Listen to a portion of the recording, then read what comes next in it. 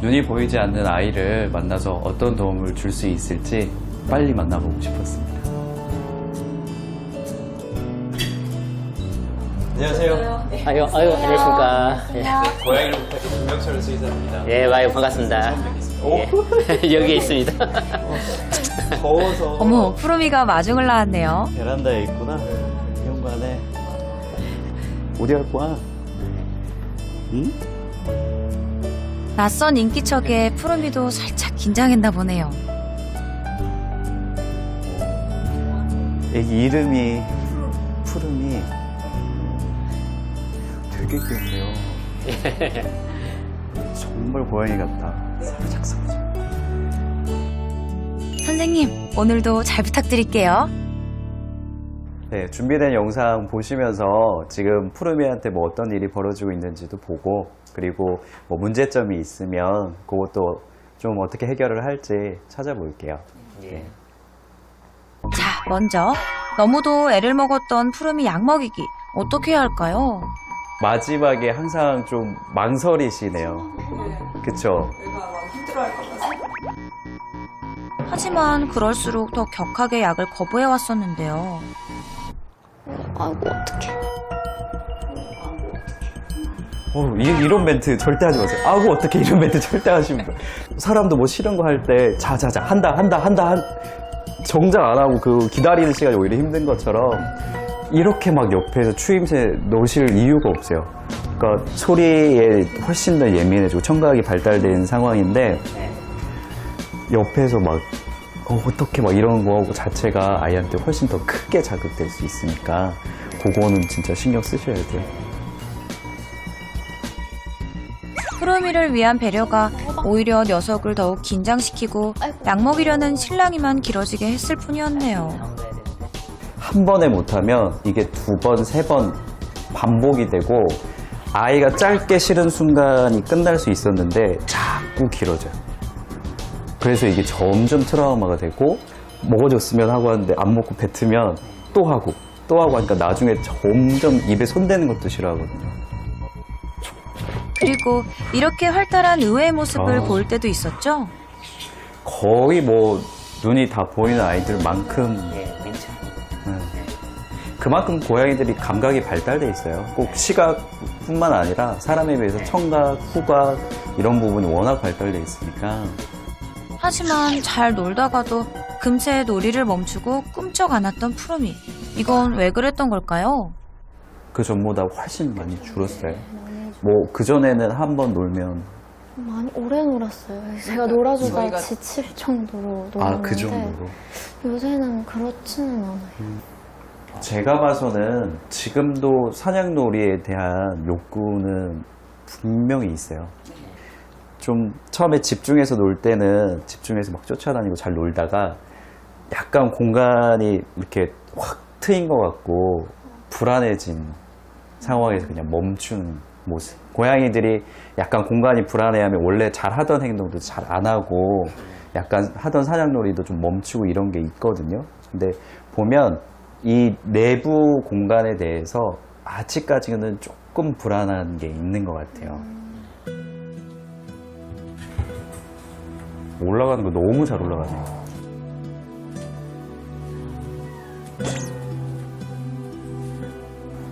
아직까지는 공간이 완전히 다 인지가 안 된 상태이긴 하네요. 그런 부분도 오늘 좀 도와주면 될 것 같아요. 그렇다면 외출할 때마다 다른 반려동물과의 분리를 위해 푸르미를 따로 케이지에 두었던 가족들. 이건 올바른 방법이었을까요? 이거는 잘하신 거예요. 그러니까 수술 직후에 적응을 할 때 자기가 적응해야 될 공간이 너무 넓으면 오히려 힘들거든요. 그래서 생각해보세요. 안 보이고 찾아다니기 힘든 상황에서는 일단은 먹고 화장실 가고 스크래쳐도 준비해 주셨잖아요. 가까이 일단은 있는 게 좋아요. 대신에 이제는 좀 집의 구조들에 좀 적응을 할 만하게 시간이 지나고 있으니까 가능하면 좀 더 넓은 공간으로 방을 좀 꾸며주면 좋을 것 같거든요. 사실 가족들이 가장 노심초사했던 건 바로 푸르미와 다른 반려묘와의 갈등. 게다가 반려견 통실이까지 합세해 아슬아슬했었죠. 저때 통시가 달렸죠. 지금도 너무 이제 가족들이 막 놀라잖아요. 근데 네. 지금 엄청난 일이 벌어진 상황이 아니에요. 통실이가 오히려 그런 거에 더 반응하는 거예요. 이 상황이 되니까 통실, 무슨 일이야? 무슨 일이야? 이렇게 되거든요. 그러니까 오히려 주변 상황에서 나는 네. 그 흥분되는 소리가 아이들을 전체적으로 다 감정적으로 고조시키고 그러면서 방금 같이 흥분되면 갑자기 물어버릴 수도 있거든요. 통실이 같은 경우도. 자나깨나 푸름이 걱정뿐이었던 보호자. 결국 눈이 보이지 않는다는 안쓰러운 마음과 책임감이 과잉보호로 이어진 게 문제였네요. 푸르미를 좀 더 믿으셔야 돼요. 네. 그러니까 만약에 푸르미가 어떤 상황이 돼서 사고가 생겼다. 그 상황은 푸르미가 눈이 안 보여서 생기는 상황이 아니고 만약에 눈이 보였더라도 생길 사고예요. 그냥 그렇게 생각하시는 게 맞아요.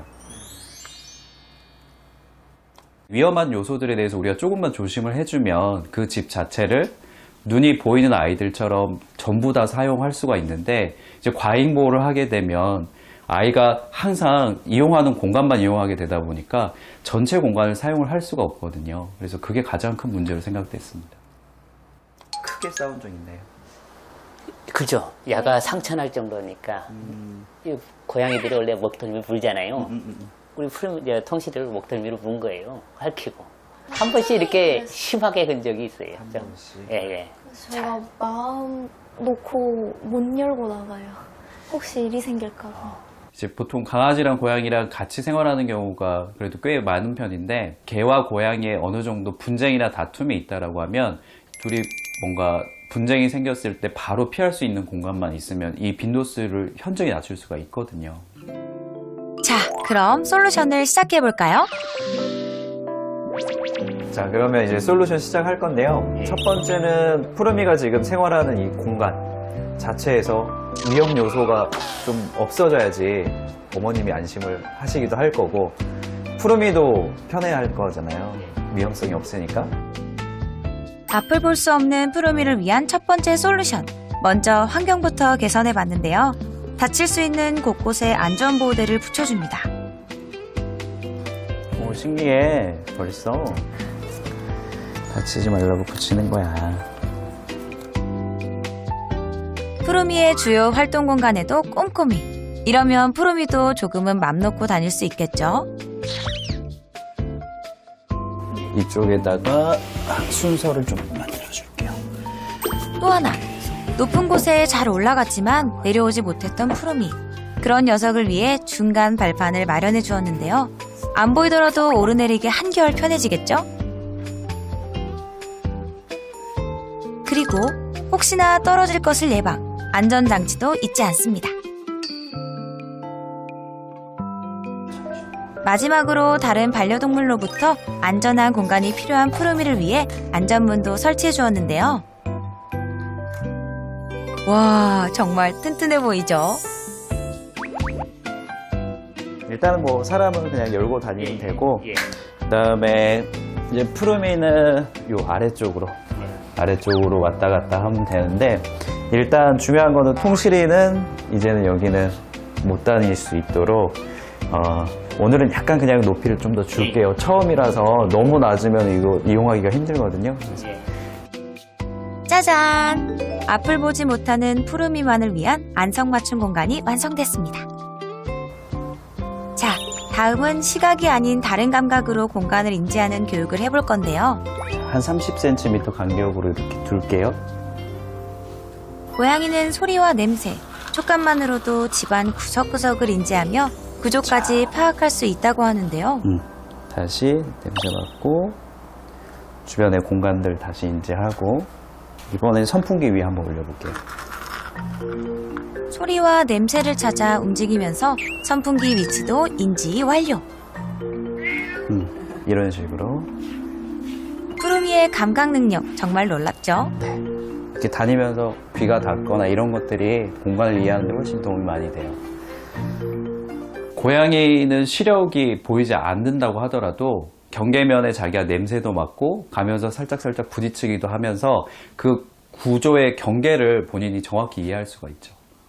마침내 안전문 앞에 도착한 푸르미. 네, 난간이 있으니까 좀 새로운 게 있지만 이제 인지해야 돼요. 잠깐 고민하는 듯 하더니 쓱 들어왔어요. 무사히 진입 성공.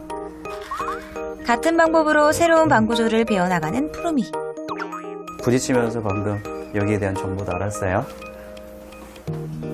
가장 높은 서랍장 위까지 계단을 이용해 가뿐히 올라가는 푸르미. 푸르마, 조금만 더 힘내.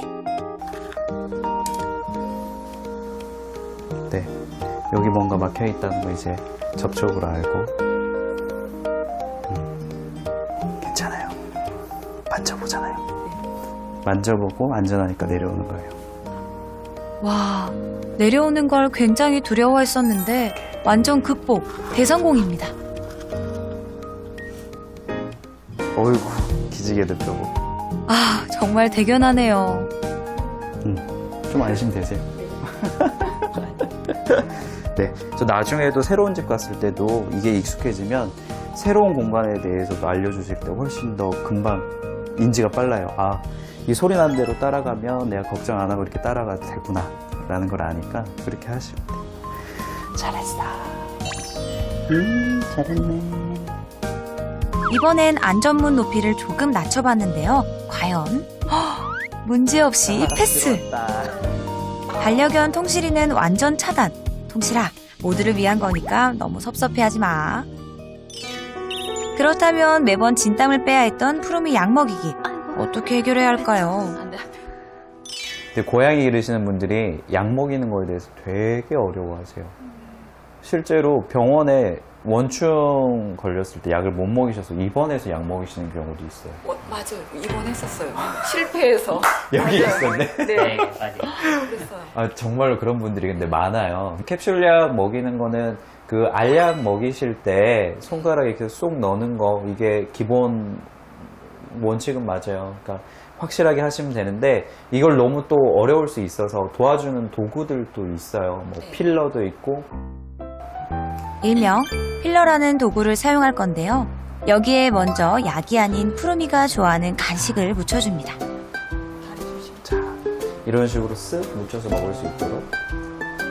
이렇게 이 도구에 대한 인식을 간식을 통해 좋은 기억으로 심어주고 거부감을 줄여주는데요.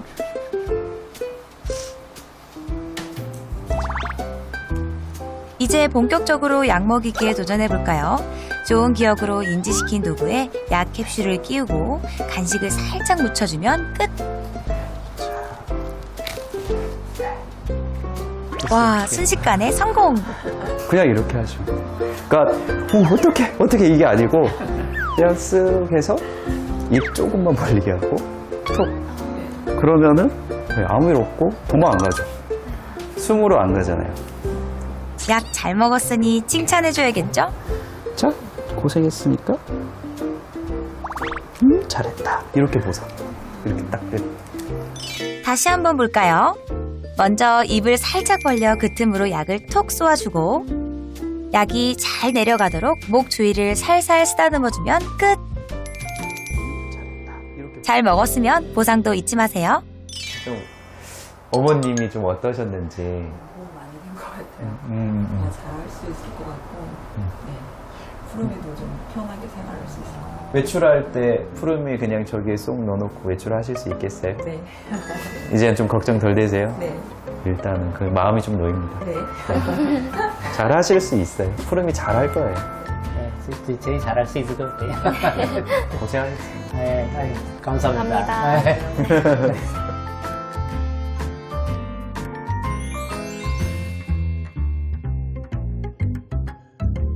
좀 자유롭게 놔둬도 되는데, 그걸 무조건 뭐 과잉보호하다 보니까는 너무 심각하게 걱정 안 해도 될 부분을 너무 많이 했던 것 같아요. 근데 오늘 보니까 그게 정말 제일 큰 문제죠.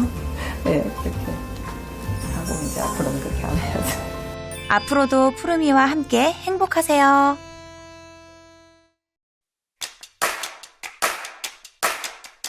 Oh, my love, let me be your fire. We're 1,000 miles up and I'm about to get higher. Feel my heart beating out my chest. You're the only prayer I need to make me feel blessed. Singing, oh,